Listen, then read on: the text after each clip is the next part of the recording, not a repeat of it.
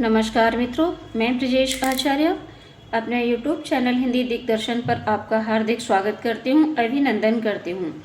तो अभी तक मैंने जो वीडियो आपको दी हैं वो सभी कंप्लीट कोर्स से दी हैं।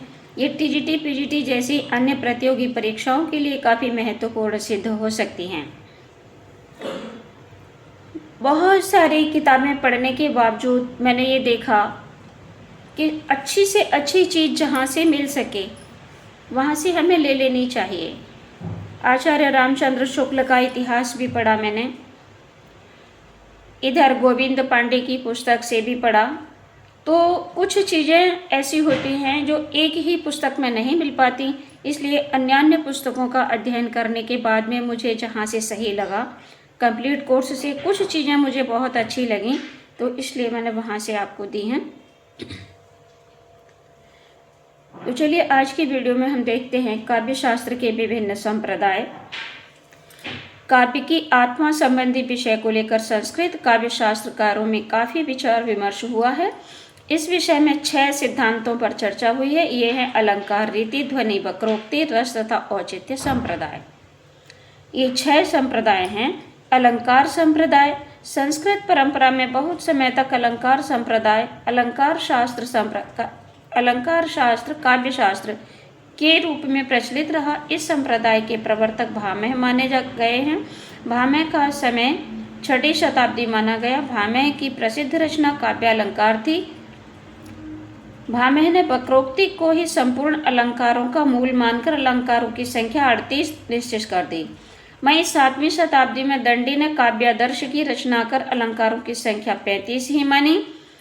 पुनः देख लेंगे, भामह ने वक्रोक्ति को ही सभी अलंकारों का मूल माना। सभी अलंकारों का मूल वक्रोक्ति को मान करके इन्होंने अलंकारों की संख्या 38 निश्चित की। तो वहीं पर 7वीं शताब्दी में दंडी ने काव्यादर्श की रचना करके अलंकारों की संख्या 35 ही मानी। 8वीं शताब्दी में उद्भट ने काव्य अलंकार सार संग्रह लिखकर भामह की परंपरा को आगे बढ़ाया। तो अलंकार संप्रदाय के संस्कृत आचार्य एवं ग्रंथ, इन संस्कृत आचार्यों को हम देख लेंगे। पहले मम्मट ने काव्य प्रकाश की रचना 11वीं सदी में की। रुय्यक ने अलंकार सर्वस्व 12वीं सदी में लिखा। जयदेव ने चंद्रालोक 13वीं सदी में, विद्याधर ने एकावली 13 से 14वीं सदी में लिखा। आचार्य विश्वनाथ ने साहित्य दर्पण की रचना 14वीं सदी में की। केशव मिश्र ने अलंकार शेखर 16वीं सदी में लिखा। अप्पे दीक्षित ने कुवलयानंद 17वीं सदी में, जगन्नाथ दास रत्नाकर ने रस गंगाधर 17वीं सदी में लिखा। 17वीं सदी तक अलंकारों की संख्या 125 संख्या तक पहुंच चुकी थी। अब हिंदी के अलंकारवादी कवियों को देख लेंगे। पहले रीतिकालीन कवियों को देखते हैं। केशवदास जी ने कवि प्रिया अलंकार ग्रंथ लिखा 1601 ईस्वी में। जसवंत सिंह ने भाषा भूषण लिखा। परीक्षा की दृष्टि से ये सभी ग्रंथ और इनके लेखक ये सभी बड़े महत्वपूर्ण हैं। कवि और इनके ग्रंथों को अच्छे से याद रखने हैं।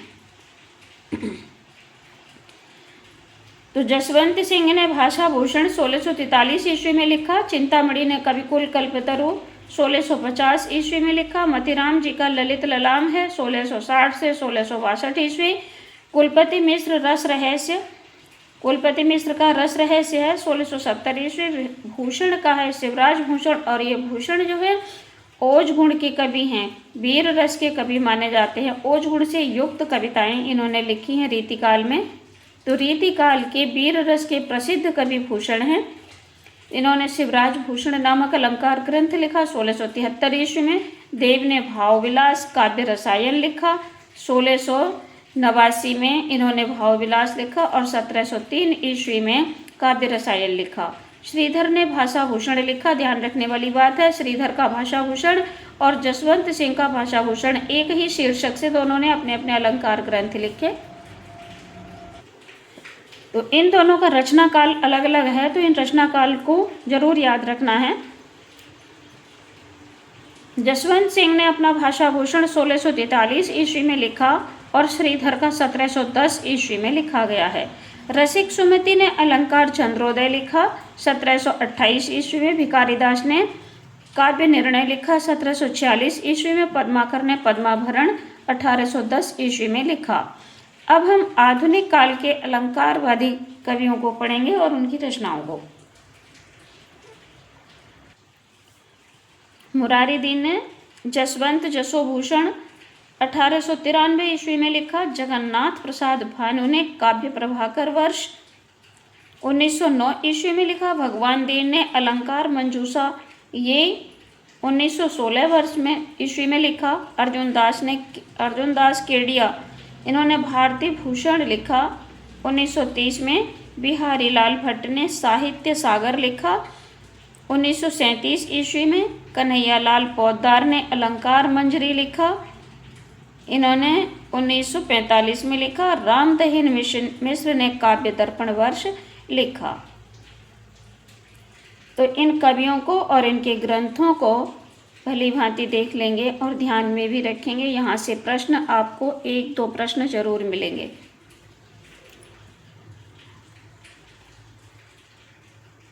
तो ये अलंकार संप्रदाय के कवि एवं उनके ग्रंथों को हमने पढ़ लिया है प्रकाशन वर्ष के साथ।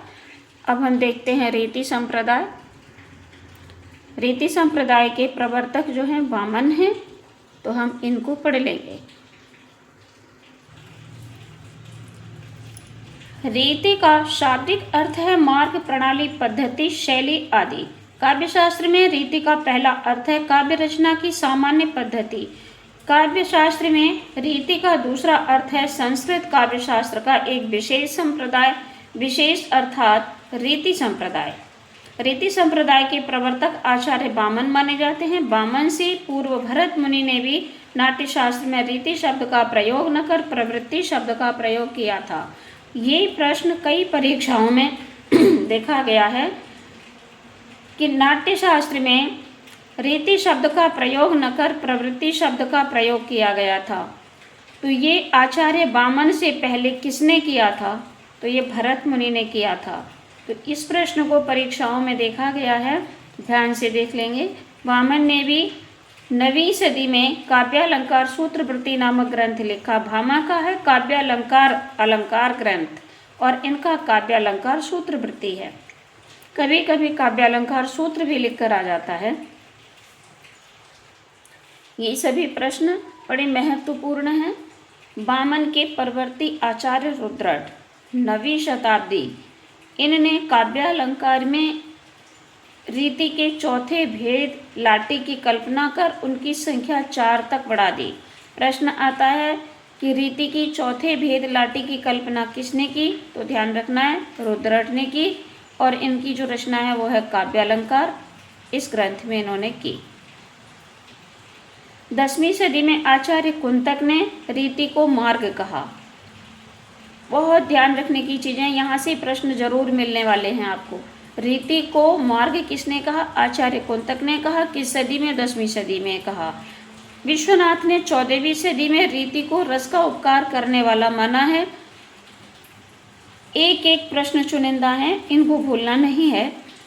रीति के भेद वैदर्भी, गौड़ी तथा पांचाली, ये 3 भेद किए थे वामन ने और चौथा भेद जो लाटी है उसकी कल्पना की थी रुद्रट ने। किस ग्रंथ में की? काव्यालंकार में की।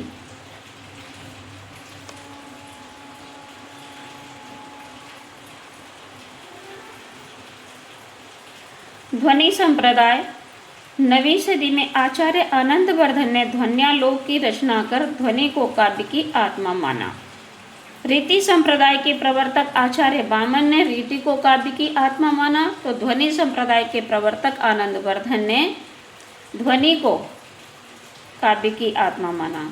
ये रीति को काव्य की आत्मा मानते हैं वामन, तो आनंदवर्धन ध्वनि को काव्य की आत्मा मानते हैं। सबने अलग अलग अपने अपने मत प्रकट किए हैं।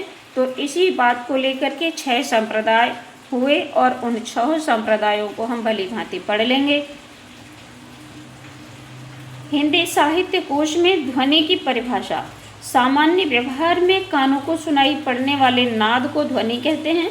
ध्वन्यालोक के अनुसार जहाँ अर्थ अपने को अथवा शब्द अपने अर्थ को गुणीभूत करके उस प्रतीयमान को अभिव्यक्त करते हैं, उसी काव्य विशेष को विद्वान ध्वनि कहते हैं। वक्रोक्ति संप्रदाय। वक्रोक्ति जीवितम नामक ग्रंथ के रचयिता आचार्य कुंतक को माना जाता है और वक्रोक्ति संप्रदाय के प्रवर्तक भी आचार्य कुंतक ही हैं। इनका समय 10 से 11वीं शताब्दी है। वक्रोक्ति का अर्थ है विलक्षण या लोकातिक्रांत कथन। कुंतक ने काव्य में शब्द और अर्थ दोनों को समान महत्व दिया है। प्रश्न पूछ लिया जाता है कि ऐसा कौन सा कवि है या कौन सा लेखक है, रचनाकार है, जिसने कि काव्य में शब्द और अर्थ दोनों को समान महत्व दिया है। तो ये आचार्य कुंतक हैं। इन्होंने काव्य में शब्द और अर्थ दोनों को समान महत्व दिया है। कुंतक ने वक्रोक्ति के 6 भेद किए हैं। वर्ण विन्यास वक्रता, पद पूर्वार्ध वक्रता, पद परार्ध वक्रता, वाक्य वक्रता, प्रकरण वक्रता, प्रबंध वक्रता जैसे 6 भेद माने हैं। हिंदी में केशव, घनानंद, बिहारी आदि ने रीतिकाल में इसका प्रयोग किया है। आधुनिक कवियों में पद्म सिंह शर्मा, रत्नाकर हरिओत, महावीर प्रसाद द्विवेदी प्रसाद, महादेवी वर्मा आदि की रचनाओं में इसका प्रभाव दिखाई देता है। रस संप्रदाय। रस सिद्धांत के आदि प्रणेता या रस संप्रदाय के प्रणेता नाट्य शास्त्र के रचयिता आचार्य भरत मुनि माने जाते हैं। इनका समय ईसा पूर्व 1ली शताब्दी के आसपास का है।